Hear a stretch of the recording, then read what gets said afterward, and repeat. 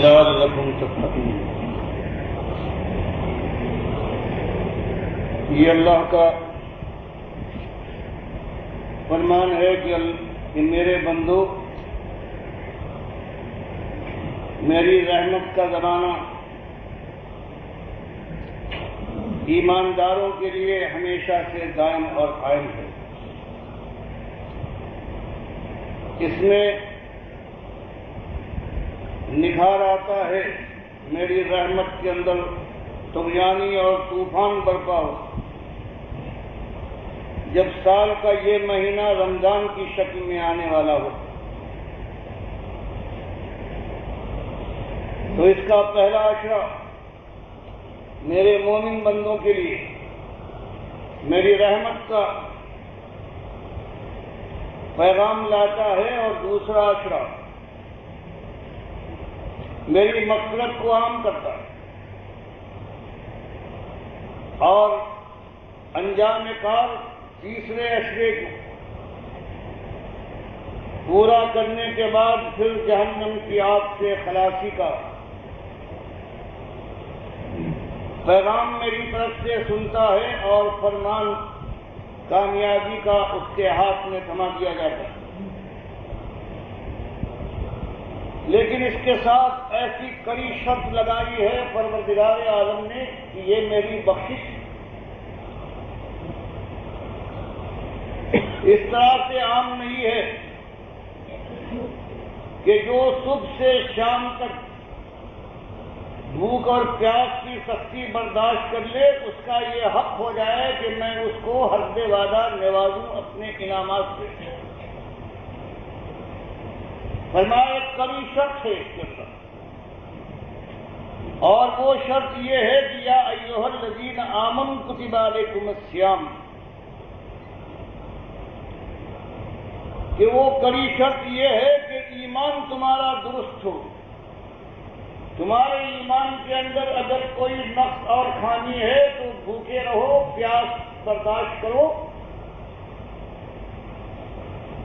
اپنے کو روزہ دار ثابت کرنے کے لیے سارے جتن کر لو،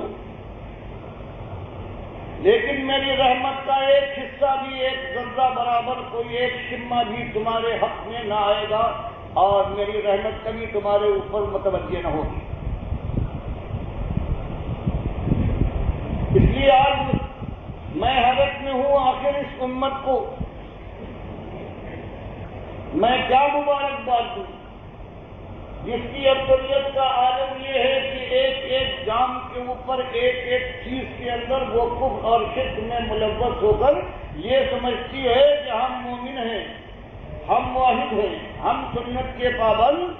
اور ہم اللہ کے صحیح معنوں میں وہ بندے ہیں جن سے اللہ نے وعدہ کیا ہے دنیا میں سرفرازی اور آخرت میں جنتوں کا۔ آخر یہ کلیجہ نہ کٹے، آنکھوں سے خون کے آنسو روا نہ ہوں تو اور کیا۔ مالک نے شرط لگائی اس کے رسول صلی اللہ علیہ وسلم نے بخاری اور مسلم کی حدیثوں میں جہاں بیان کیا کہ روزے دار کا عالم یہ ہے کہ ہر عمل جو ہے اس کو 10 سے لے کر 700 گنا میں بہاتا ہوں، اور اس کے بعد بھی خلوص اور ایمان کے ساتھ پھر بے انتہا اس کا اجر دیتا ہوں، اور یہ روزہ خاص میرے لیے ہے، اس کے لیے کوئی انتہا نہیں ہے ثواب اور اجر کی، یہ میں خود سمجھتا ہوں کتنا دینا چاہیے۔ لیکن ہر جگہ قید رہی، قرآن فرمائے ہم نے ہر ایک کے اوپر روزہ فرض نہیں کیا ہے جس طرح کہ نماز ہم نے صرف مومنوں پر فرض کی ہے۔ ان الصلاۃ کانت علی المؤمنین کتابا موقوتا، وقت کے 5 وقت کے فرائض کو ہم نے جو فرض کیا ہے تو خالص مومنوں کے اوپر ہم نے فرض کیا ہے جن کا ایمان صحیح نہیں ہے، چاہے ان کی داڑھیاں بے حساب بے انتہا لمبی بن جائیں، ماتھے ان کے سجدہ کرتے کرتے نشان زدہ ہو جائیں، ٹخنے سے کہیں اونچا ان کا پاجامہ ہو، اور زبان اس کی قال اللہ اور قال الرسول کہتے کہتے تھک جائے، لیکن اگر ایمان صحیح نہیں ہے، اس پیمانے پر پورا نہیں اترتا جو قرآن اور حدیث کا پیمانہ ہے، تو یہ سب کچھ کر لے، بھوک اور پیاس کی سختیوں کی انتہا کر لے، لیکن ایک اجر بھی ان کے حصے میں نہ آئے گا۔ نہ نماز ان پر فرض، نہ روزہ ان کے اوپر فرض، نہ حج ان کے اوپر، نہ زکوٰۃ کے یہ ان پر فرض کی گئی ہے۔ ان کے لیے صرف اللہ نے جہنم کی آگ کو فرض کیا ہے۔ تو بتائیے کہ یہ خوشخبری دینے کا موقع ہے اس وقت، یا غم کرنے کا، کلیجہ محسوس کر رہ جانے کا یہ وقت ہے کہ یہ مبارک مہینہ آ رہا ہے، اور حال یہ ہے کہ امت کا سواد اعظم ہے، ہزاروں لاکھوں میں سارے کے سارے اللہ ماشاء اللہ لاکھوں کروڑوں میں کہیں ایک ہوگا جو صحیح معنوں میں ایمان کے پیمانے پر پورا اترتا ہے۔ اب اس کو خوشخبری دی جائے تو بالکل صحیح، لیکن اس امت کے سامنے قرآن و حدیث کو اس شکل میں جیسے کہ وہ آ رہی ہے، وہ قید قرآن لگاتا ہے ایمان کا، یہی اللہ کے نبی صاحب فرماتے ہیں کہ بھوک اور پیاس کا خیال پروردگار نہیں کرے گا، بلکہ بخاری اور مسلم کی حدیث یہ ہے کہ من صام رمضان ایمانا و احتسابا غفر له ما تقدم من ذنبه، کہ صرف بھوک اور پیاس کے اوپر دن گزار دیا کسی نے اور یہ سمجھا کہ حدیث اور قرآن میں جو اس کا اجر آیا ہے میں اس کا حقدار ہو گیا، فرمایا گیا نہیں، دو شرطیں ہیں، ایمان و احتسابا، پہلی بات کہ ایمان خالص ہو،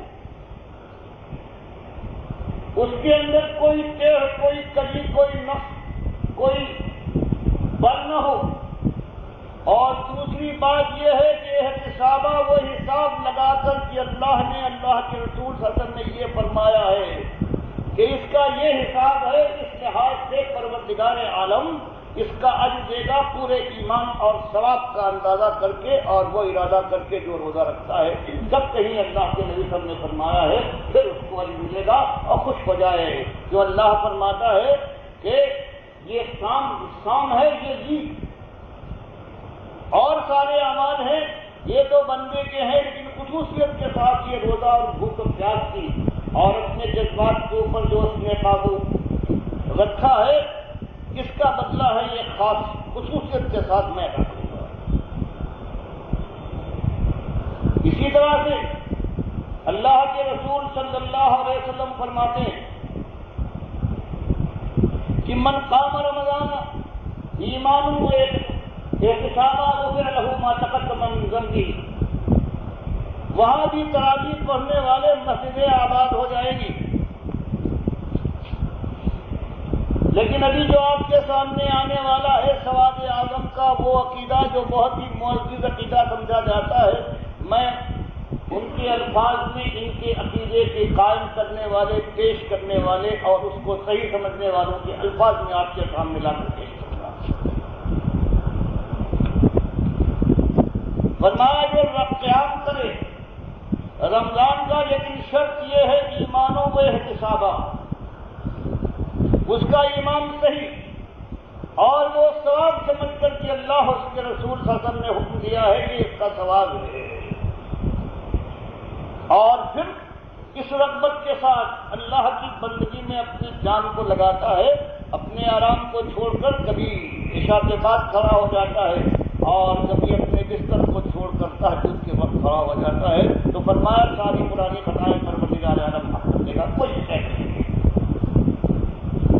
اسی طرح سے تیسری حدیث متفق علیہ بخاری مسلم کی آ رہی ہے کہ من قام لیلۃ القدر ایمانا و احتسابا غفر له ما تقدم من ذنبه، کہ جو شب قدر کی تلاش میں راتوں کو جاگے، عبادت کرے، ذکر کرنے والا ہو، تلاوت قرآن، استغفار اور توبہ کرنے والا اور بجائے اللہ کے سامنے روئے، مالک کے سامنے سجدہ ریز ہو جائے۔ تو اس شخص کے گناہ پرانے معاف ہوں گے جو ایماندار ہو پکا اور جو ثواب سمجھ کر یہ کام اللہ اور اس کے رسول صلی اللہ علیہ وسلم کی بات کے اوپر یقین نہ کرے.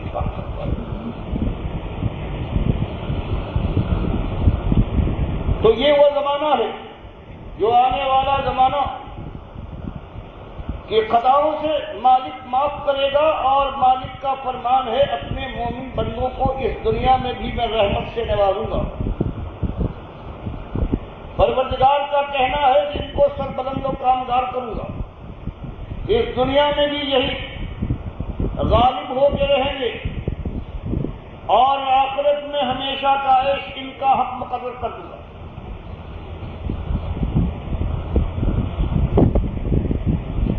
اور اس کے بعد اللہ کے بندوں کا عالم سن لیجئے کہ آج جو ایمان کی کیفیت ہے ان کے عقیدے کا حال سنیے. جو معتبر ترین سمجھے جاتے ہیں اور جن کے اپنے عقائد چھپے ہوئے،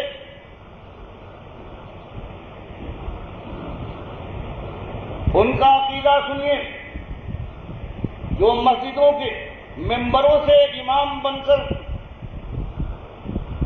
جو رمضان کی فضیلت بیان کرتے ہیں، اس کے ثواب کا ذکر کرتے ہیں، ان کا ظلم دیکھیے کہ پہلے ایمان کو بے ایمانی میں تبدیل کرنے کے بعد، پھر بے ایمان بنانے کے بعد پھر کہتے ہیں کہ بھوک اور پیاس کی سختی برداشت کرو، روزے کے بعد قیام اللیل کرو. تو ان کا عقیدہ سنیے. ہمارے نزدیک اور ہمارے مشائخ کے نزدیک دعاؤں میں انبیاء علیہم السلام اور صلحاء و اولیاء، شہداء و صدیقین کا توسل جائز ہے. ان کی حیات میں بھی اور ان کی وفات کے بعد بھی اس طریقے پر کہے، یا اللہ میں بھی وسیلہ فلاں بزرگ کے تجھ سے دعا کی قبولیت اور حاجت براری چاہتا ہوں، یا اسی جیسے اور کلمات کہے. اور یہ کس کا عقیدہ ہے؟ المحند، عقیدہ دیوبند کی وہ مستند کتاب، صفحہ 13 اور فتاوی رشیدیہ صفحہ 112. اللہ فرمائے للہ الاسماء الحسنی فادعوہ بہا وذروا الذین یلحدون فی اسمائہ، کہ وسیلہ اور توسل اگر بنانا ہے، صدقہ مانگنا ہے، تو میری ذات کے بہترین نام ہے، میری صفات کے بہترین نام ہے، میرے اختیارات کے بہترین اسماء ہیں، میرا جو حق ہے اس کے میرے بہترین نام ہیں. ان ناموں سے میری رحمت کو جلدی ملاؤ. اور جو اس کے بجائے کسی اور طریقے کو صدقے اور وسیلے کے طور پر جو پیش کرتا ہے وہ مرید ہے، اس سے الگ ہے. یہ قرآن سورہ اعراف میں بنایا. اور المحنت کے لکھنے والے خلیل احمد بیٹھی، اس کے اوپر محمود الحسن صاحب نے دستخط کیے ہیں، اشرف علی تھانوی اور جتنے گزرے ہیں، رشید احمد، یہ جتنے ہیں سب نے اس کو کہا ہے یہی ہمارا عقیدہ ہے. اور عقائد علماء دیوبند کے نام سے ساری دنیا میں انہوں نے اپنے عقائد پھیلائے ہیں. یہ شرک، یہ وسیلے کا شرک اس طرح سے عام ہے. یوں ایمان برباد کرنے کے بعد امت مسلمہ کو یہ بھوک اور پیاس کی سختی میں مبتلا کرنے والے،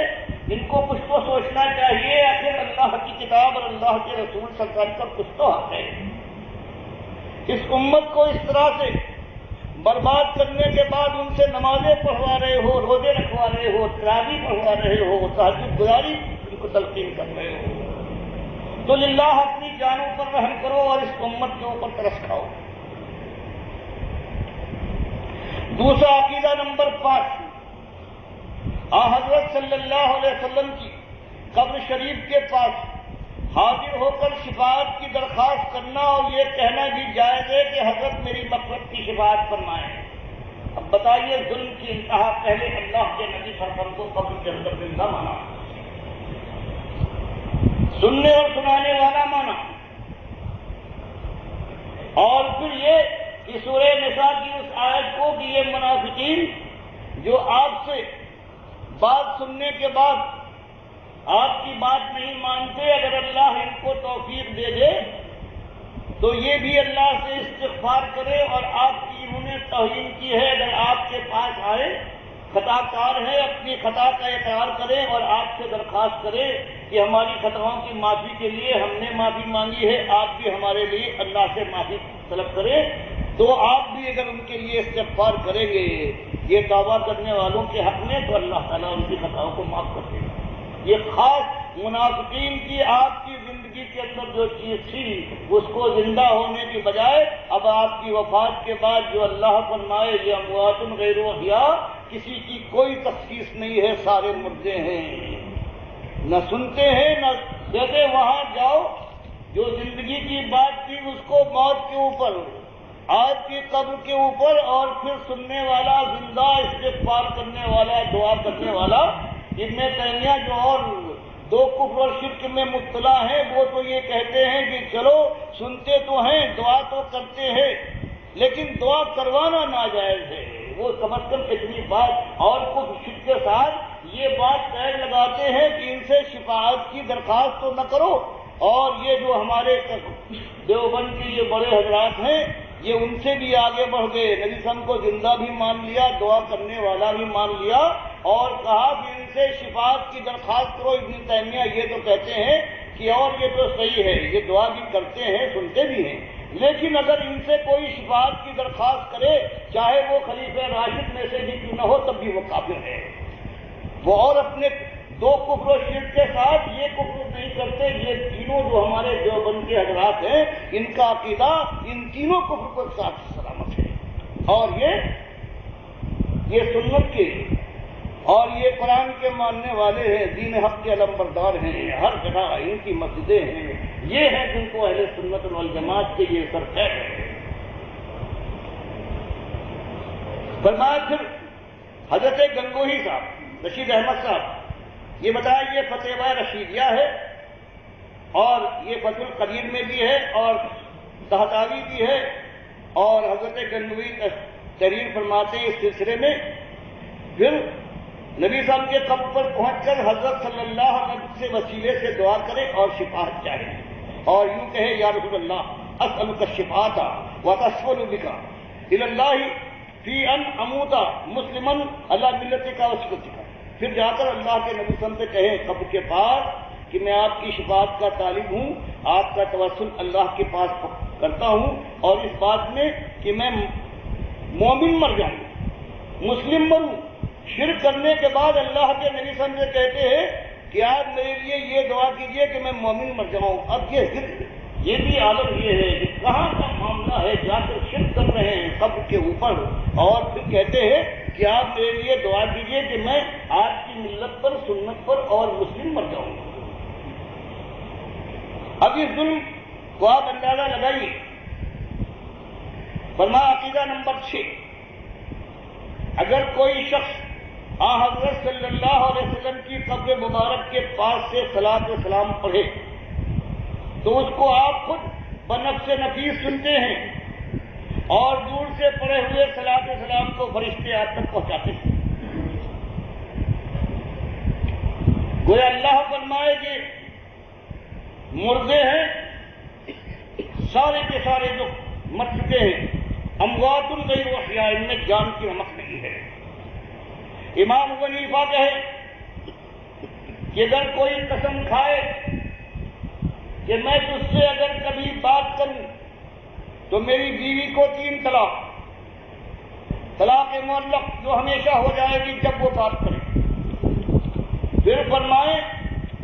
کہ جس کے لیے اس نے قسم کھائی تھی وہ اس کا دوست اور عزیز تھا، سنا کہ وہ مر گیا۔ اب جذبات میں بھرے ہوئے اس کے لاشے پر، میت پر پہنچ کر اب وہ زبان سے کہتے ہیں کہ بھائی زندگی میں ایک ایسا وقت بھی آیا کہ دوستی کے ساتھ ساتھ شیطان نے بہکا دیا، ایسی قسم کھا بیٹھا۔ اب تلافی کا موقع نہیں ہے، تم اللہ کو پیارے ہو چکے۔ تو کہتے ہیں دوسرے کہیں گے بات تو کر لی اس نے، لیکن میں کہتا ہوں کہ بات نہیں کی۔ اس کی بیوی کو طلاق نہیں کہ اس نے قسم کھائی تھی بات کرنے کی، بات اس سے کی جاتی ہے جو سنتا ہو، سمجھتا ہو، جواب دینے پر قادر ہو۔ مردہ نہ سنتا ہے، نہ سمجھتا ہے، نہ جواب دینے پر قادر ہے۔ اور یہ حناف کی امام ابو حنیفہ کے مقلد ہونے کا ان کا اعلان ہے، اور اس کے بعد ان کا عقیدہ یہ ہے اللہ کے نبی صلی اللہ علیہ وسلم کے ساتھ کہ نبی صلی اللہ علیہ وسلم سنتے ہیں وہاں، اور دور پر اللہ فرماتا ہے کہ اللہ ترجع الامور، سارے معاملات کا فیصلہ جو ہوتا ہے اللہ کے پاس، اور اللہ کے پاس وہ لوٹتا ہے۔ اور یہ کہتے ہیں دور سے کوئی صلاۃ و سلام پڑھے، اللہم صلی کہے کہ اللہ رحمت فرما میرے نبی صلی اللہ علیہ وسلم کے اوپر، تو یہ فرشتے اس کو پیغام، اس درود کو لے کر اللہ کی بجائے نبی صلی اللہ علیہ وسلم کے پاس لپکتے ہیں۔ عربی بھی نہیں آتی کہ یہ اللہ کا بندہ تو اللہ سے خطاب کر کے اللہ سے دعا کر رہا ہے، تو یہ شرک اللہ کو اس طرح سے معطل کر کے یہ کیا ہے۔ اور پھر ان کا ایمان ہے، اور یہ اہل سنت والجماعت ہے دنیا کے اندر، انہی کا ایک مقام ہے اللہ کے بندوں۔ اب حالت دیکھنے کے بعد، اب اس کے بعد اور سوچئے، ان کا کہنا یہ ہے، عقیدہ ہے، یہ کہنا نہیں ہے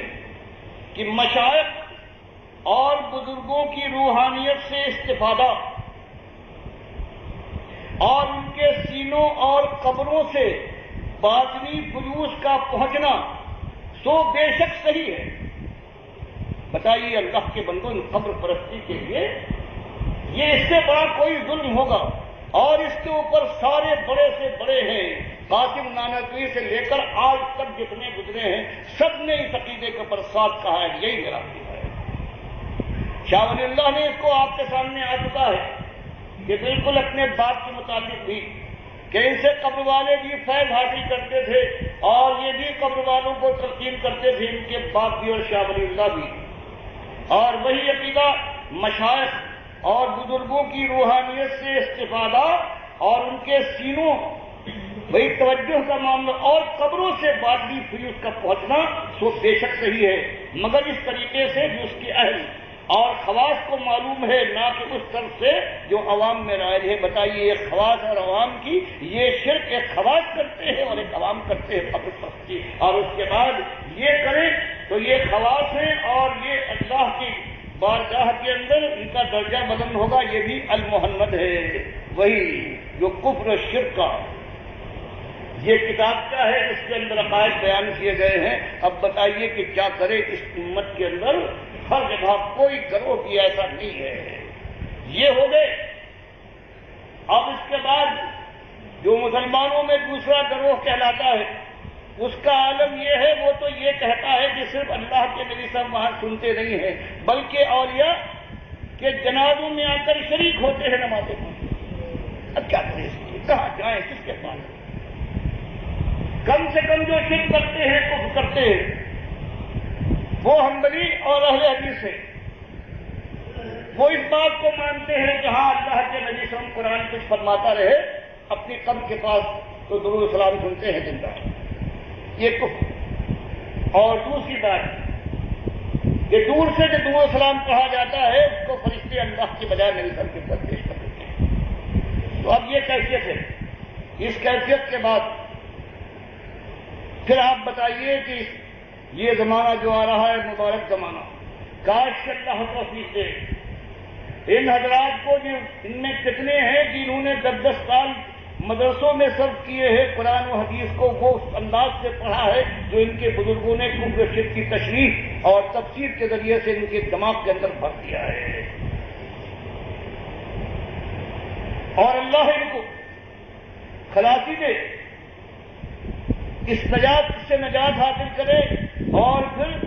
جو مسجدوں سے اور محرابوں سے جو آواز اٹھے وہ خالص توحید کی آواز ہو، اور اللہ ان کو توفیق دے کہ مالک نے جو ان کے لیے شرطیں مقرر کی ہیں کہ جو اللہ کی بات کو چھپانے کے بعد شرک اور کفر کو عام کرے اور پھر اللہ ان کے دل میں خوف ڈال دے، تو 3 شرائط اللہ نے مقرر کر دی۔ الذین تابوا، پہلی شرط یہ ہے کہ یہ مولوی اور یہ پیر جو شرک پھیلاتے ہیں اپنے باپ دادا کے عقیدے کے ذریعے سے امت کی جان کو جہنم میں لگوا ہے، وہ پہلی بات یہ کرے کہ توبہ کر لے، اور دوسری بات یہ ہے اصلحوا، اور پھر اپنی اصلاح کر لیں،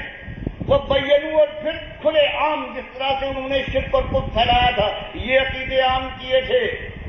واضح کرے کہ ہم توبہ ہے پروردگار سے معافی مانگ چکا ہوں، یہ کفر شرک ہے، باپ دادا اور بزرگوں کی پیروی میں یہ سب میں نے کیا ہے، اللہ مجھے معاف کرے، اور پروردگار تم نے جو زندہ رہ گئے ہیں، جو جہنم میں میری نظر پہنچ گئے ہیں، اللہ اس کے وبال سے مجھے بچائے، میں توبہ کرتا ہوں، گھبراتا ہوں، اور میرے بھائیوں تم اپنی جان کو بچاؤ، جہنم کی آگ سے کفر و شرک کے بعد کوئی عمل تمہارے کام نہ آئے گا۔ تو اب یہ ضرورت اس وقت امت کے اندر یہ ہے کہ یہ مسئلہ ہے، بجائے اس کے کہ روزے کی تلقین کی جائے، اس کے فضائل بیان کیے جائیں، اللہ کے بندے اس توفیق کو مانگے اپنے پروردگار سے، رو رو کر توبہ کر کے پلٹے، اور سب سے پہلے یہ بات کہ جن کے اوپر روزہ فرض ہوتا ہے، نماز فرض ہوتا ہے، ان کو اس لائق تو بنائے، وہ محل تو بنے روزے اور نماز کے۔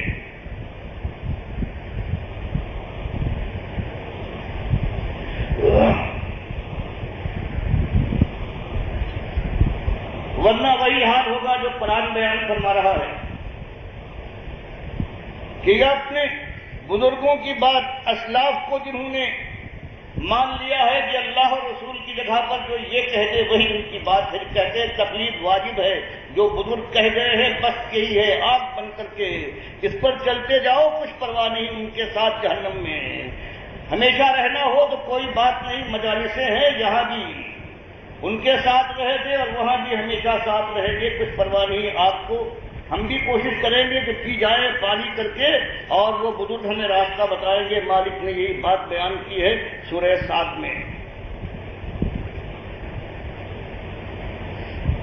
کہ آج ایمان کی قیمت نہیں ہے، آپ کی مخاطب اس قوم کے اندر جو اپنے کو منسوب کرتی ہے ہمارے خلیل ابراہیم کے ساتھ، جو حنیف تھا اور جو شرک کے شائبے سے جس کا ایمان پاک تھا، اور آج یہ کہتی ہے کہ ان بزرگوں کے طریقے پر چلیں گے اور کوئی چیز نہ چھوڑیں گے، چاہے پورا زور لگا دیں اور اللہ کا نام لے کر ہم کو گمراہ کرنے کی کوشش کرے اور اپنی رسالت کے ڈنکے پیٹے، ہم آپ کی بات ماننے پر تیار نہیں۔ تو مالک اپنے نبی صلی اللہ علیہ وسلم اور ان کے ساتھیوں سے کہتا ہے کہ کچھ پرواہ نہیں ہے، یہ الزام تراشی کرے، یہ تہمتیں دھریں،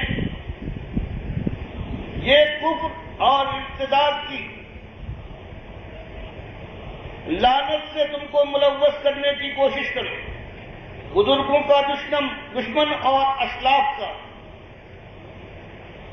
عداوت کرنے والا شمار کرے، لیکن پرواہ نہیں ہے قرآن کی بات اور اس انداز سے جو قرآن کی تفسیر اللہ نے آپ کو بتائی ہے، ھذا ذکر، یہ اللہ کی بات ہے، یہ یاد دہانی ہے، پورا سبق یاد دلانے کے لیے جو وعدہ کر کے توحید کا آیت ہے کہ الست بربکم قالوا بلی، تم نے کہا تھا، یہ ذکر ہے یاد دہانی کروانے کے لیے اللہ نے انبیاء کو بھیجا ہے، کتابیں اتاری ہے، آخری کتاب اور آخری نبی صلی اللہ علیہ وسلم کو بھیجا ہے، اور اس نبی کو بھی لائے گا جس کو اٹھا لیا ہے، اور اس وقت وہ آنے کے بعد سارا فیصلہ کر دے گا حق اور باطل کا، اور جو آج یہ حق کلے امنگار بنتے ہیں ان کی گردن ماری جائے گی اگر توبہ نہ کرے، اس لیے حدیث بخاری مسلم میں آیا ہے کہ اس وقت دھرتی کی پیٹھ کے اوپر سوائے ایمانداروں کے ایک بے ایمان بھی موجود نہیں ہوگا، چاہے اپنے کو وہ کچھ کہنے والا ہو۔ بڑا یہ ذکر ہے، یہ اللہ کی بات ہے، اس کو کھل کر آنا چاہیے بے خوف ختم۔ اور کچھ پرواہ نہیں، چوٹیں تو کھانا پڑتی ہیں اس راستے، زخم تو چاٹنا پڑتے ہیں شیرانہ واد۔ یہ راستہ ہی ایسا ہی ہے، جوان مردوں کا یہی شیوا ہے۔ لیکن انجام کتنا حسین، کتنا پیارا ہے۔ وَإِنَّ لِلْمُتَّقِينَ لَحُسْنَ مآب، کہ یہاں پر شہید کر ڈالے جاؤ، کھالے تمہاری ڈھیر دی جائے، میدان جنگ میں تمہارا سر اچھلے، یا اللہ کے ساتھ ایمان کے اوپر تم مالک سے ملاقات ہو جاؤ، تو اس کے بعد متقیوں تمہارا ٹھکانہ صحیح معنوں میں اصلی ٹھکانہ ملنے والا ہے، اور وہ جنات عدن، وہ ہمیشہ کے گھنیرے باغات ہیں، مفتحۃ لہم الابواب، اور جب تم ان کے پاس پہنچو گے تو یہ دروازے کھلوانے کی ضرورت نہیں پڑے گی، اپنی بادشاہت اور جس کی وسعت کا عالم یہ ہوگا، چوڑائی آسمانوں اور زمین کی چوڑائی کے برابر ہوگی، بلکہ وہ تمہارے انتظار میں خوش آمدید کہنے کے لیے دروازے کھول کر تمہارا انتظار کر رہے ہوں گے۔ جنتوں کی یہ بہاریں تمہارے اوپر قربان کرنے کے لیے بے قرار ہوں گی، جیسے فرمایا وَسِيقَ الَّذِينَ اتَّقَوْا رَبَّهُمْ إِلَى الْجَنَّةِ زُمَرًا، کہ یہ بھی لے جائے جائیں گے عزت کے ساتھ جن متقیوں کو کرتے تھے، تابوت کی نشاندہی کرنے کے بعد للکارتے تھے، پھر چوٹیں کھا کر سہلا لیتے تھے اور زخم چاٹ جاتے تھے شرانہ وار، اور صبر کے ساتھ جمے ہوئے تھے، اور اس کے بعد پھر وہاں داخل ہونے کے بعد پھر زندگی کی صبح و شام دیکھو، متقین فیہا یدعون فیہا بفاکہۃ کثیرۃ من الشراب، سونے چاندی ہیرے جواہرات کے تختوں پر آمنے سامنے بیٹھیں گے، تکیہ لگا کر بیٹھیں گے،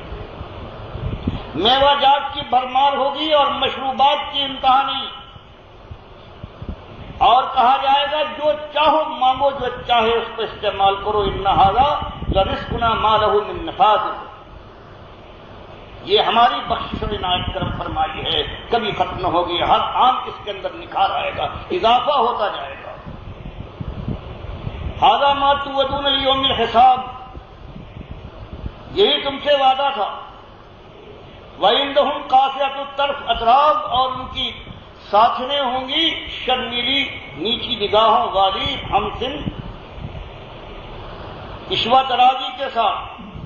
فرمایا یہ تم سے جو وعدہ کیا تھا اللہ نے وہ پورا ہو رہا ہے، اور یہ وہ رزق ہے کبھی ختم نہ ہوگا۔ اور اس کے مقابلے میں ان سرکشوں کو، ان دنیا داروں کو بھی دیکھو، اپنی بڑائی کے لیے، کبھی دولت کے لیے، کبھی ناموری کے لیے، کبھی اپنی خدائی کے تخت پر سنگھاسن کے اوپر جلوہ افروز ہونے کے بعد اس کے دوام کے لیے، اپنی اولاد کے لیے تخت اور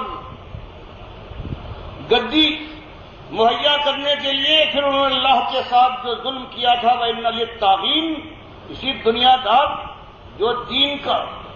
بھیس بدل کر، جو بے دینی پھیلا کر دنیا کما رہے تھے، فرمایا لَشَرٌّ مآب، ان کے لیے اللہ کے یہاں پہنچنے کے بعد بدترین ٹھکانہ ہے جہنم۔ جہنم کی آگ ہوگی، یصلونہا، جھلسا جھلسا دے گی، اس میں جھونکے جائیں گے، بئس المہاد۔ اور کہا جائے گا ھذا، اس کا مزہ تو چکھ رہے ہو، اس آگ کی تلخی برداشت کر رہے ہو، یہ اکیلی آگ نہیں ہے، بل یذوقوہ، اس کا مزہ چکھو، اور حمیموں کا ساتھ یہ اولتا ہوا پانی بھی تمہاری ضیافت کے لیے ہے، اور یہ بدبودار یہ کچلہو اور یہ پیپ کا جو دریا ہے یہ تمہاری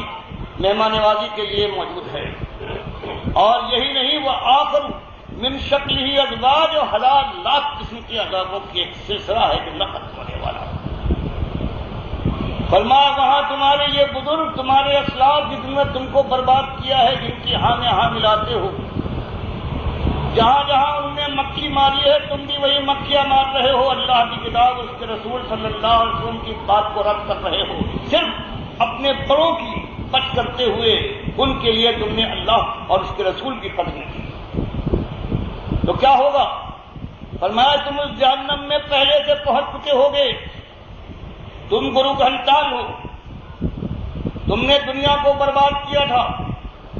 اپنا حال بھی سن لو کہ تم پہلے سے جہنم کی آگ میں جھلس رہے ہوگے، حمیموں کا سانپ سے تمہاری ضیافت کی جا رہی ہوگی، اور جب تمہارے برباد کیے ہوئے تمہارے فتووں کے مارے ہوئے، تمہاری بڑائی کا کلمہ پڑھتے ہوئے، اللہ کی کتاب اور اس کے رسول صلی اللہ علیہ وسلم کی بات کو جھٹلاتے ہوئے، جب گروہ در گروہ تمہارے ساتھ داخل ہونے اور پھاڑنے کے لیے جو یہ فوج آئے گی تو آپس میں تم کہو گے ھذا فوج مقتحم معکم، کہ لوگوں یہ آ رہے ہیں، یہ فوج در فوج جو آ رہے ہیں، ہم نے ہمارے بزرگوں نے ان کو برباد کیا تھا، یہ بھی آ رہے ہیں ہمارے ساتھ ہمیشہ کے رہنے کے لیے۔ لا مرحبا بہم، ان ظالم آنے والوں جو ہماری بات انہوں نے مانی ہے اور ماننے کے بعد ہمارے گناہ کو اور بڑھا دیا ہے، خود برباد ہوئے ہیں، اور ان کی بربادی میں جو ہمارا ہاتھ تھا اس کی وجہ سے ہماری بربادی میں 2 چند نہیں 1000 چند اضافہ کر گزرے تھے۔ لا مرحبا، ان کا آنا نہ مبارک ہو، منحوس ان پر لانتے ہیں، یہ بھی ہمارے ساتھ جہنم میں گھس آئے۔ انہم صالوا النار، یہ بھی ہمارے ساتھ یہاں اشتراک، آپ کے اشتراک میں مشترک ہونے کے لیے آ رہے ہیں۔ فرمایا جب یہ اس طرح سے اپنے برباد کرنے والوں کو لعنت اور ملامت کے ساتھ یہ للکاریں گے تو وہی جن کو انہوں نے برباد کیا تھا وہ اس وقت ان کی شیخیت مشیخیت کو، ان کی بڑائی کو اور ان کی استادی پر لعنت بھیجیں گے۔ قالوا بل انتم لا مرحبا بکم، مالک نقشہ کھینچتا ہے کہ اب ان کی آنکھیں کھل چکی ہوں گی کہ کس طرح سے ان ظالموں نے ہمیں برباد کر کے اپنے ساتھ جہنم میں کھینچ کے برباد کر ڈالا۔ فرمایا یہ ان کے جو ماننے والے تھے یہ پکار اٹھیں گے کہ ظالموں ہم کو برباد کیا ہے، ہم پر لعنت بھیجتے ہو، ہم تمہارے پاس آئے ہیں، تم پر بھی لعنت ہو۔ انتم قدمتموہ لنا، تم ہو ظالموں جنہوں نے اس جہنم کو ہمارے سامنے پیش کیا ہے، ہم کو اس میں اتار دیا۔ خبیث القرار، اب یہاں کا جو ٹھہرنا ہے اس کی بربادی کی انتہا نہیں ہے ظالموں، اور پھر ہم تمہارے ساتھ آ رہے ہیں اسی جہنم میں اترنے کے لیے، تم نے یہ انتظام کیا تھا تو ہم پر لعنت بھیجتے ہو، کہتے ہو مبارک ہے تمہارا آنا، تمہارا یہاں ہونا نامبارک ہے، تم نے ہمارے لیے انتظام کیا ہے۔ فرمایا پھر یہی جو ان بزرگوں کی بات، اپنے سلف کی بات مانتے ہیں، جو صالحین کو جو صالحین مانتے ہیں، قالوا، تو یہ ان کے ماننے والے اس حالت میں اللہ سے دعا کریں گے ربنا من قدم لنا ھذا فزدہ عذابا ضیفا فی النار، کہ مالک یہ ہیں جنہوں نے ہم کو برباد کیا ہے، ان کے اوپر دوہرا اور چہرا اور 1000 گنا زیادہ ان پر عذاب ڈال پروردگار جنہوں نے برباد کیا ہے۔ تو اس طرح سے بتا رہا ہے کہ لوگوں تم دنیا کو برباد کر رہے ہو، کل اللہ سے آگ سے کر جاؤ، اور جو برباد ہو رہے ہیں مانتے چلے جا رہے ہیں، ان کو جو جوڑا جا رہا ہے کہ ہوشیار ہو جاؤ، یہ اپنے دشمنوں اور دوستوں کے درمیان کچھ تو تمیز کرو، اپنی جان کو، اپنے بال بچوں کو جہنم کی آگ کے سپرد کرنے والوں۔ فرمایا اس کے بعد اب یہ دونوں مل جائیں گے، ان کے بڑے اور ان کے چھوٹے، اور کہیں گے وَقَالُوا مَا لَنَا لَا نَرَىٰ رِجَالًا كُنَّا نَعُدُّهُم مِّنَ الْأَشْرَارِ، کہ آپس میں کہیں گے جن کو ہم دنیا میں شریر سمجھتے تھے کہ اسلاف اور ہمارے سلف صالحین کو یہ نہیں مانتے، گستاخ ہیں، ہمارے بزرگوں کی توہین کرتے ہیں اور کہتے ہیں کہ وہ انہوں نے تم کو گمراہ کیا، وہ کافر اور مشرک تھے، چاہے علم والے ان کو مانا جاتا ہو، چاہے تم رحمت اللہ علیہ کہو، چاہے امام گردانو، لیکن وہ طاغوت تھے، اور ہم دنیا میں ان کو اشرار کہتے تھے، ان کو گالیاں دیتے تھے، پتھراؤ کرتے تھے، تہمت تراشیاں تھیں، ہر طرح کے ان پر الزام لگا کر ان کو دنیا میں ذلیل کرنا چاہتے تھے، لیکن بزرگوں وہ یہاں نظر نہیں آتے، ہمارے ساتھ یہ کیا بات ہے؟ اتخذناہم سخریہ، کیا یہ ہماری نادانی تھی کہ ہم نے ان کو مذاق کے طور پر، نقلی طور پر ہم نے ان سے مذاق کا طریقہ اختیار کیا تھا؟ ام ذاقت عنہم الابصار، یا کہیں وہ بھی یہاں پڑے ہوئے تو نہیں ہیں؟ مالک فرماتا یہ دیوانے سب کچھ کھل جانے کے بعد بھی ابھی تک ان کے مزاج ٹھکانے نہیں آئیں گے، یہ شرک کی لعنت، ایسی لعنت ہے۔ فرمایا یہ ایک دن کی بات نہیں، اب یہ ہمیشہ اشتراکی آگ کے ماحول میں رہیں گے۔ ان ذالک لحق تخاصم اہل النار، اب یہ ان کے بڑے بھی اور ان کے چھوٹے بھی برباد کرنے والے، برباد ہونے والے، اب ہمیشہ یہ ان کے اندر ہمیشہ خصومت رہے گی، اب لڑائی جھگڑا، لعنت ملامت اور پھٹکار ایک دوسرے کے ساتھ، اب ان کی زندگی کس انداز سے گزرے گی۔ دنیا میں یوں برباد کیا ہے اور یوں برباد ہوئے ہیں۔ بتایا جا رہا ہے ہوش و حواس کے ساتھ آگے بڑھو، قرآن موجود، سنت نبوی تمہارے سامنے، اب بزرگوں کے نام پر برباد کرنے والوں کی بڑائی کے جو چرچے ہیں ان کو تم سنتے ہو اور عقل و خرد سے کام نہیں لیتے، دوڑے چلے جا رہے ہو، جب وہاں تمہاری آنکھیں کھلیں گی اس وقت کیا کرو گے؟ فرمایا آپ کیا کہیے رب قل انما انا منذر، کہ قوم کے لوگوں بات یہ ہے زبردستی کرنے کا بھی مجھ میں بوتا نہیں ہے، یہ دعوت کا میدان ہے، ابھی ہاتھ روکوں گا، زبان سے سمجھاؤں گا، تمہاری خیر خواہی میں کوئی کسر اٹھانا رکھوں گا۔ میری حیثیت یہ ہے کہ میں منذر ہوں، تم کو ڈرا رہا ہوں بد انجانی سے، کہ اللہ کی بات مانو، اس کے رسول صلی اللہ علیہ وسلم کی بات مانو، اور یہ جو بڑے کہلاتے ہیں جنہوں نے غدر کیا ہے، ناشکرے نافرمان، دنیا کا سارا عذاب اپنے عذاب کے ساتھ ملا کر اپنے کاندھے پر لادنے کے لیے کوشاں ہیں، خالق اپنی پڑھائی اور اس دنیا کے لیے، ان سے بچو، میں تم کو ڈرانے والا ہوں بد انجانی سے، اور اس مسئلے کو پھر صاف کر کے تمہارے سامنے لاتا ہوں کہ مسئلہ ایک ہی ہے، آزمائش اور امتحان ایک ہے جس کے اندر تم کو برباد کر ڈالا گیا ہے۔ وہ مسئلہ کیا ہے؟ وہ ما من الہ الا اللہ الواحد القہار، مسئلہ وہی ہے، وہی توحید کا مسئلہ جس کو انہوں نے گٹمٹ کر دیا ہے، شرک اور کفر سے ملوث کر ڈالا ہے۔ ان کی بات نہ مانو، اگر ابھی زندگی کی رمق باقی ہے، ابھی واپس لوٹ سکتے ہو، توبہ اور استغفار کا بھی موقع ہے، اگر زندگی کی رگوں میں ابھی خون تمہارے دورہ کر رہا ہے تو اس وقت واپس لوٹو، ڈر جاؤ اس انجام سے، آنکھیں کھول کر عبرت کی نگاہ رکھ کر اللہ کی بات، اللہ کے رسول سب کی بات مانو، اور جو بات اس سے ٹکراتی ہو چاہے کسی کی کیوں نہ ہو، اس کو پتھر سے اس کو کچل ڈالو یا دیوار پر پھینک مارو، ذلت کے ساتھ اس کو ٹھکرا دو۔ تو یہ ایک پیغام ہے، اور ہمیشہ ایسے پیغام پر اور اس طرح کی دعوت دینے والے کے ساتھ دنیا کی اکثریت نے وہی سلوک کیا ہے کہ جو اس کا حق ہے کہ اس کی مخالفت کی جائے اور ہر طرح کی دشمنی کا مظاہرہ کیا جائے، لیکن اللہ فرماتا ہے کہ اگر جمے رہو گے، جمے رہنے والوں، تو اللہ کی مشیت میں اگر یہ ہوا تو تم اپنی آنکھوں سے وہ دور دیکھ لو گے جب اللہ کا دین سرفراز ہوگا اور ان سب کا جنازہ اٹھ جائے گا۔ اور اگر یہ نہ ہوا، ایمان کے ساتھ اگر تم اس راہ پر چلتے ہوئے اللہ کے پاس پہنچ گئے تو حسن مار، تو تمہارا وہ ٹھکانا ہے جنت کی وہ بادشاہت ہے کہ ہمیشہ کا عیش ہے، کبھی ہم تمہارے پاس نہ پھٹکے گا۔ تو یہ ایک جوان مردوں کا معاملہ ہے، اور جوان مردی کی بات صرف جوان مردوں کی شیوت دیکھ دیتی ہے۔ اللہ نے کبھی اپنی کتاب میں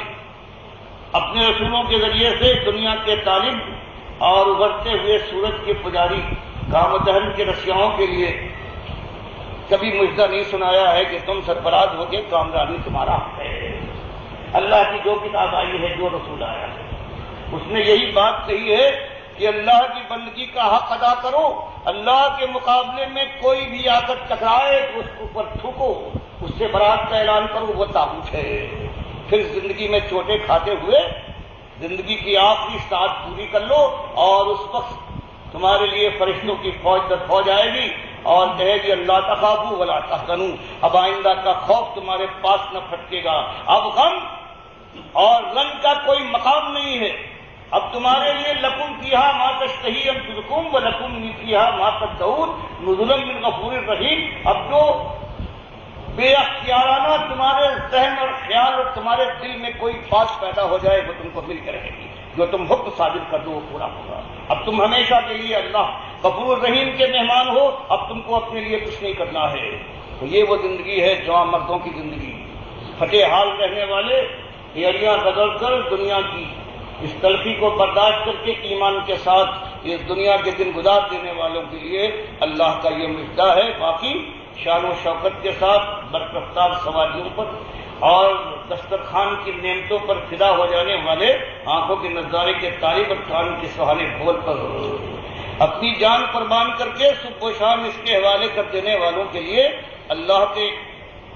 مشیت کے اندر اللہ کے فیصلے میں جہنم کی وہ آگ ہے جو جھلسا ڈالے گی۔ ایک لمحہ کبھی چین کا نہ ملے گا، اور جب ایک موت کے لیے آواز دے گا تو مالک فرمائے گا کہ ایک نہیں، اب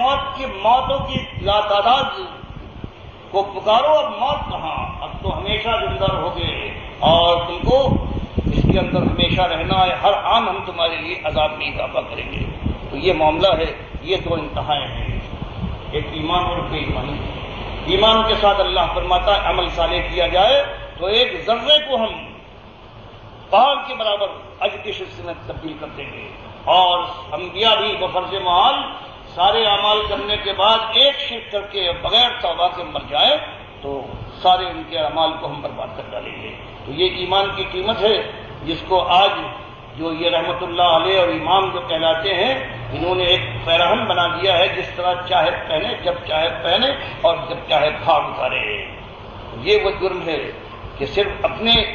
یہ بات نہیں اٹھا رہے ہیں بلکہ لاکھوں کے بعد اپنے کاندھوں پر اٹھا کر یہ اللہ کے پاس پہنچ رہے ہیں۔ جو ان کا حال ہوگا اللہ نے چاہا آنکھیں دیکھ لیں گی، پروردگار دکھا دے گا کہ یہ ہے۔ ان کی دنیا میں شہرت ہے اور یوں چیخ پکار کر رہے ہیں، اور ان سے کہا جائے گا دھیرج کریے، بڑے آپ انکا انت العزیز الکریم، دنیا میں تو بڑی کرامت والے تھے، آج چیخ و پکار کے یہ شور سب کیسا۔ اللہ اس انجام سے سب کو بچائے۔ اقول قولی ھذا واستغفر اللہ لی ولکم۔ فاتحہ کا کھانا یہ بدعت کا کھانا ہے،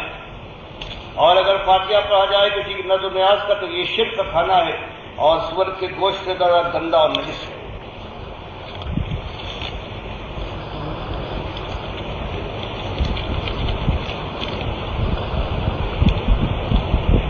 کہ زید نے اپنی زندگی میں وصیت کی مجھے فلاں مقام پر دفن کرنا، مگر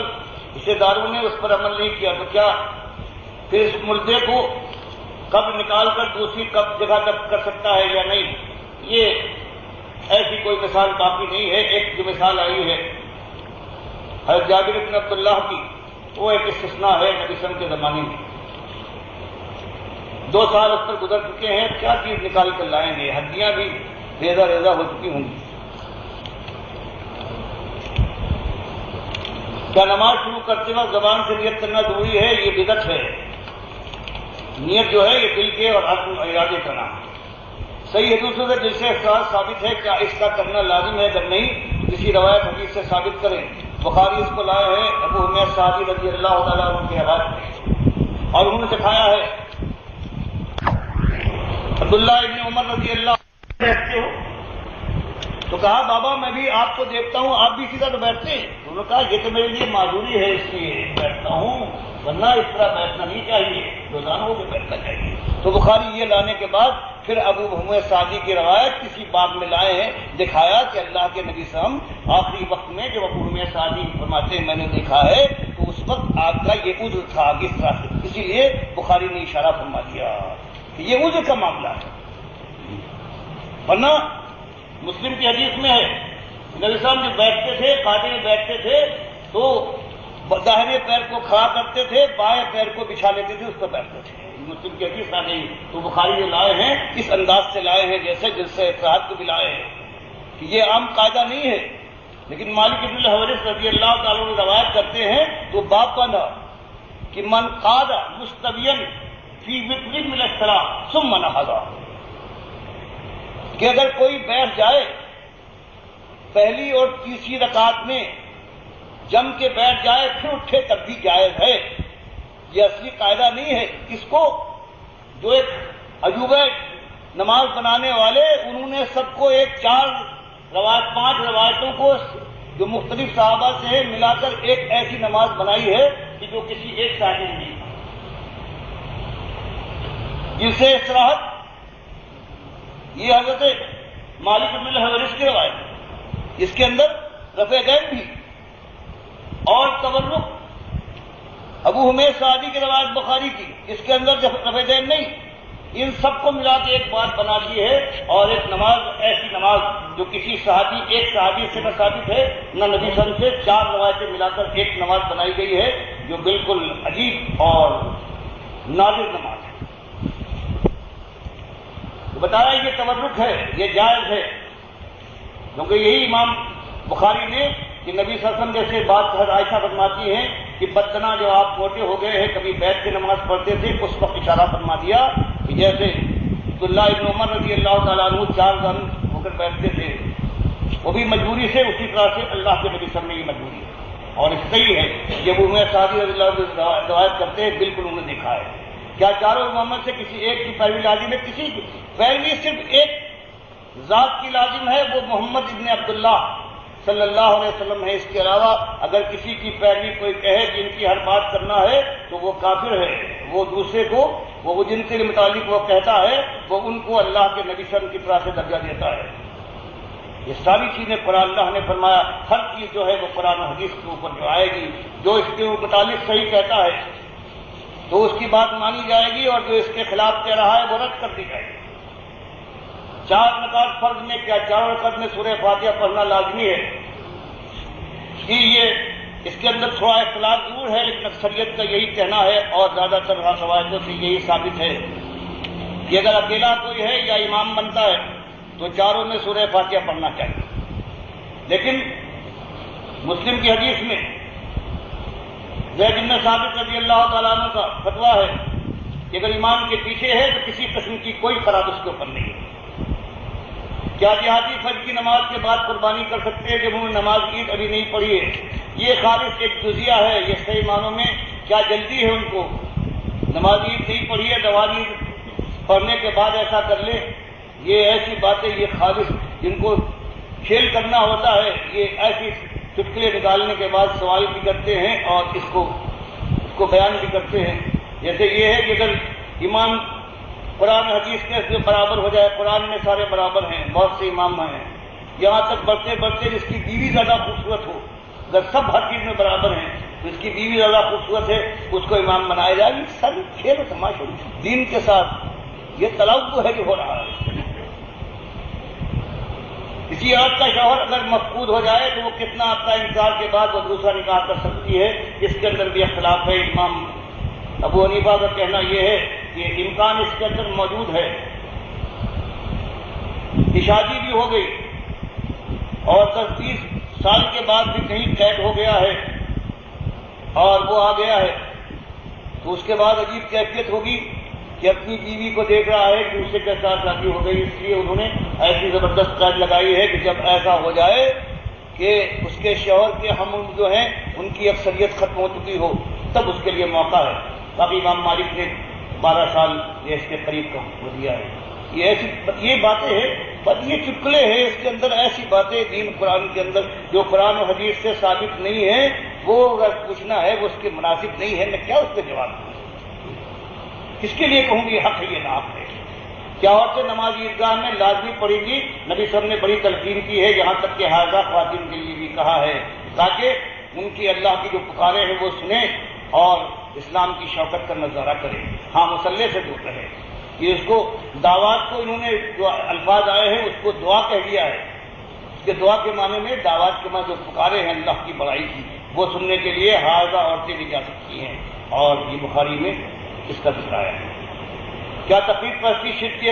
قسمیں بالکل کفر ہے یہ، اور شرک بھی ہے کہ اللہ نبی صلی اللہ علیہ وسلم کے مقابلے میں کسی شخص کو پیغمبر بھی مانا ہے، اور اللہ کی بات جو پیغمبر کے ذریعے سے آئی تھی رسول اللہ صلی اللہ علیہ وسلم اس کے بجائے ان کو مان لیا ہے، تو یہ کوئی اور کسی الہ نے ان کو بھیجا ہے، کوئی قادیانی قسم کا کوئی نبی آیا ہے، اس طرح سے یہ کفر ہے۔ اللہ کسی کی اندھی تکلیف شرک ہے، اندھی تکلیف شرک ہے۔ باقی اگر کسی کو علم نہیں ہے وہ کسی پر اعتبار کرتا ہے کہ شرط کے ساتھ کہ اگر کبھی مجھے یہ خبر ہو جائے کہ آپ نے جو کچھ بتایا ہے یہ قرآن اور حدیث کے مطابق نہیں ہے تو میں آپ کی بات کو ٹھکرا دوں گا، ہرگز نہ مانوں گا، قرآن و حدیث کی بات مانوں گا، تو یہ تکلیف نہیں ہوگی، یہ لازمی ہے اور مجبوری ہے۔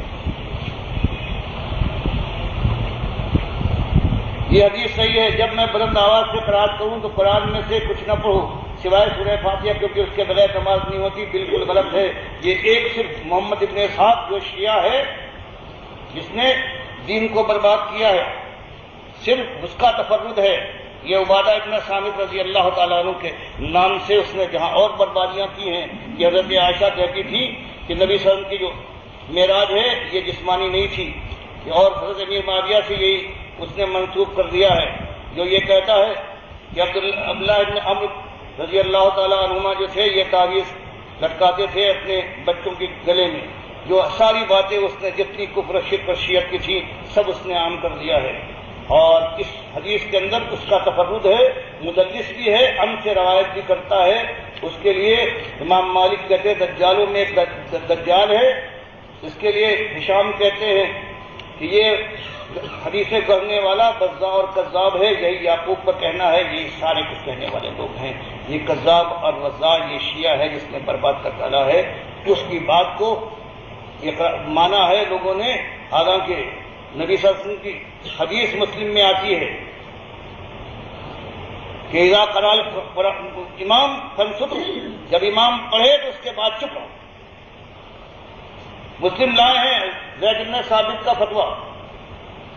کہ جو امام کے پیچھے ہے اس کے اوپر شیء من القراءہ نہیں ہے، سورہ فاتحہ ہو یا غیر فاتحہ ہو۔ ترمذی لائے ہیں حسن صحیح کہہ کے، موطا لائے ہیں کہ بغیر سورہ فاتحہ کے نماز نہیں ہوتی سوائے اس کے کہ اگر کوئی امام کے پیچھے ہے۔ یہ معاملہ ہے جہاں ابو ہریرہ رضی اللہ تعالیٰ عنہ نے وہ حدیث بیان کر کے کہ سورہ فاتحہ کتنی فضیلت ہے، ان کے ساتھی نے پوچھا کہ اگر امام پڑھ رہا ہے تو کیا کریں؟ فرمایا اپنے دل میں اقرا فی نفسک، زبان سے نہیں پڑھنا ہے۔ کیا وتر صرف 3 رکعت ہے یا 1 رکعت اور 5 رکعت بھی صحیح ہے؟ بالکل 1 رکعت بھی 5 رکعت بھی صحیح ہے۔ کیا اور 2 رکعت کے بعد بخاری لائے ہے سلام پھیر کر 1 سے وتر کرنا، یہ سب سے زیادہ ہے، اور اسی میں قاسم ابن محمد رحمۃ اللہ علیہ جو فقہائے سبع میں سے ہے ان کی بات بھی لائے ہیں، جو راوی ہے کہ میں نے 3 ایک ساتھ پڑھتے ہوئے بھی دیکھا ہے صحابہ کرام۔ کیا فقہ حنفی صحیح ہے؟ فقہ حنفی کی جو بات قرآن و حدیث کے مطابق ہے وہ صحیح ہے، اور جو اس کے خلاف ہے وہ غلط ہے، اور اگر اعتقاد کا معاملہ ہے تو کفر ہے۔ کیا حلالہ جائز ہے؟ بالکل نہیں، حلالہ وہ ہے، یہ نبی صلی اللہ علیہ وسلم نے فرمایا ہے، یہ اجرت کا یہ سانڈ ہے۔ امام کی قرات مقری قرات سے حوالہ زید ابن ثابت کا حوالہ، علی ابن مصر کا قصہ، مقدمہ مسلم حج کی کا بیان، اسحاق کی روایت، سجود قرآن میں مسلم کے اندر جو باب ہے اس میں زید ابن ثابت رضی اللہ تعالیٰ عنہ کا یہ فتویٰ موجود ہے۔ فجر کی نماز کا بیان محمد ابن اسحاق سے روایت، سمجھا نہیں کیا معنی تھے؟ میں نے جتنی بات مجھے معلوم تھی وہ میں نے آپ کے سامنے بیان کر دی۔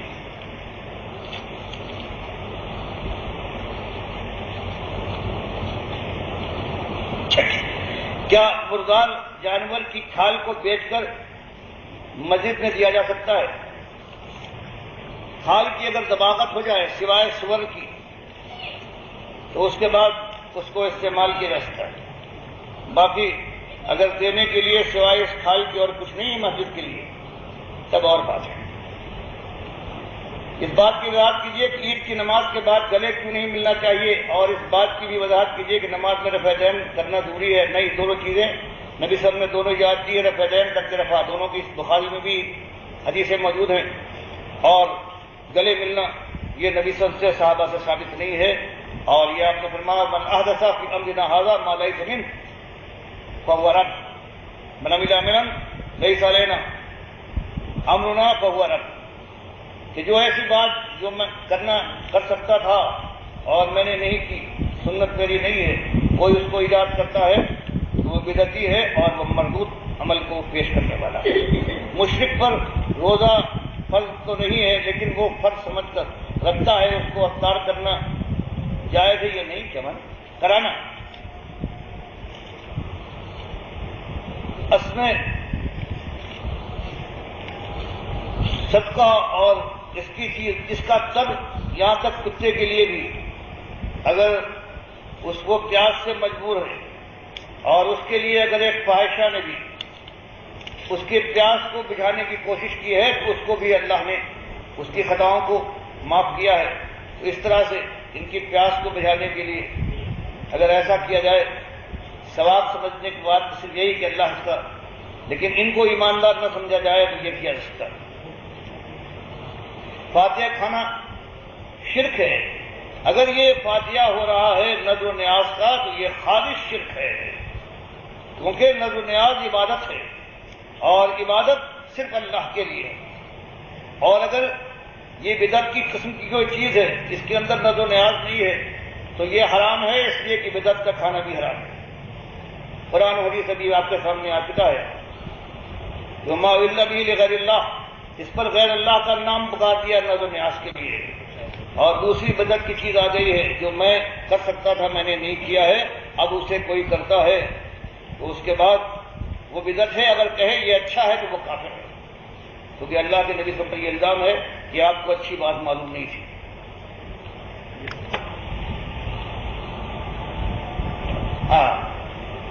لقب مبارکن، کیا اس کلمات کی حدیث میں آیا ہے؟ بالکل، حدیث بخاری مسلم میں بھی آیا ہے، لیکن اللہ کے نبی صلی اللہ علیہ وسلم نے اس کی تعریف فرمائی ہے. یہ نہیں کہا ہے